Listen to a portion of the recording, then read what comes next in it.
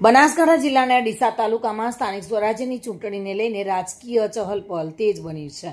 આખુલ 4 રસ્તા નજીક ભીલડી રોડ પર આવેલા જૈન વિહાર ધામ ખાતે ડીસા તાલુકા કોંગ્રેસ સમિતિ દ્વારા મહત્વપૂર્ણ બેઠક યોજાઈ હતી, જેમાં સેન્સ પ્રક્રિયા હાથ ધરાઈ હતી અને મોટી સંખ્યામાં કોંગ્રેસ કાર્યકર્તાઓ ઉપસ્થિત રહ્યા હતા।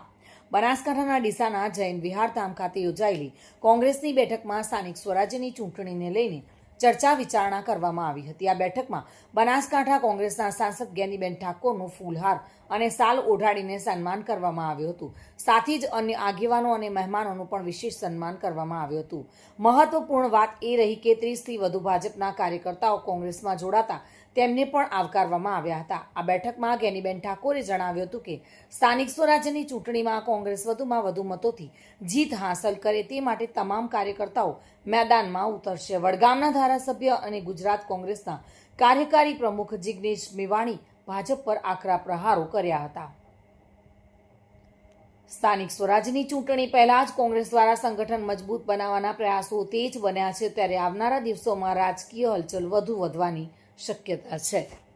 સંખ્યામાં મતદાન કરશે જે પ્રબુદ્ધ નાગરિકો છે, જે બનાસકાંઠાની જનતા માટે, ડીસાની જનતા માટે રાત દિવસ લડ્યા છે, ઝઝૂમ્યા છે, લોકોની વચ્ચે રહ્યા છે, એવા સર્વ સમાજના લોકોને પ્રતિનિધિત્વ મળે એ પ્રમાણે ટિકિટોની વહેંચણી કરવામાં આવશે।